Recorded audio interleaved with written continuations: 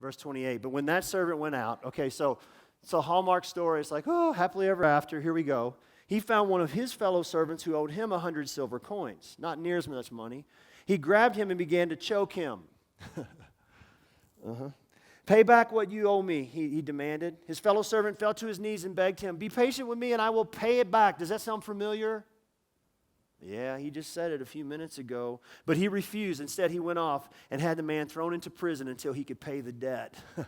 Here's the deal. You don't have to be a Christian or a church person to really have trouble with this, do you? I mean, every one of us wants to punch this guy in the face in this moment. It's just true.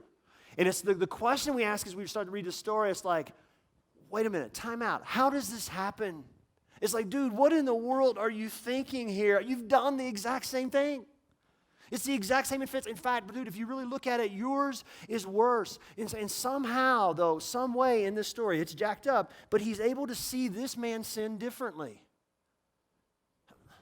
Somehow, some way, he's able to see this man sin differently. And I think this points to something that is happening in the church that we are missing, that we need to pay attention to. And it goes like this. Raw community, this thing that we're talking about, fades. It fades away as we categorize people in sin. Hang with me. It fades as we categorize people in sin. I think one of the biggest challenges for the church today is this habit that we formed somewhere over the years of categorizing people in sin. And I've studied the Bible cover to cover. I cannot find one single example of Jesus ever doing that. I can't.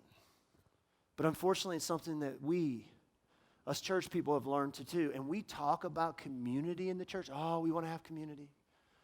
Community is something that we want. Community is something that we claim to have. And yet what? We have no idea how this categorizing thing that we do is really working against us.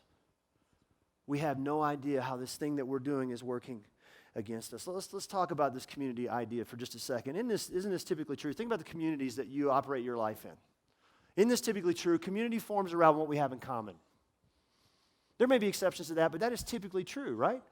Community forms around what we have in common. So you're in communities where your kids play sports, you have hobbies, you have beliefs, you have political affiliations, you have a neighborhood you live in, a school you went to, you're an alumni of this and that because of what you have in common, a community kind of forms around that, okay? That's typically true. Hold on to that. Now, let's do this. Let's take off our church goggles. Let's walk outside the doors of the church. Let's walk out into the sidewalk in the real world, and let's think about what it looks like when you and I meet people for the very first time.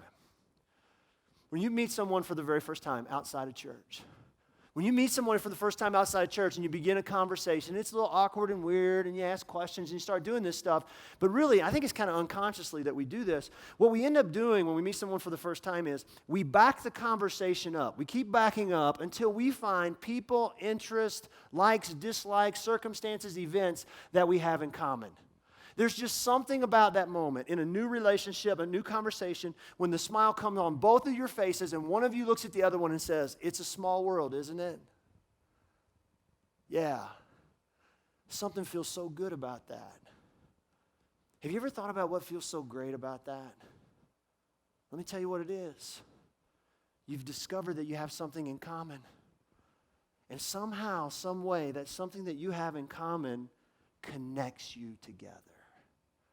And we were designed and created by God to be connected people. Now, that's what's happening out there. Let's bring it back in here. Let's contrast that with what happens when we walk into a church. Hold on. Wait a minute. You're what? A stripper? You struggle with what? Your faith? You're going through a what? A divorce? You're pregnant and you're what? Not married? You struggle with same-sex attraction? Can I just ask you a question? Whatever happened to looking for that it's a small world moment? I'm going to tell you something. Categories kill community.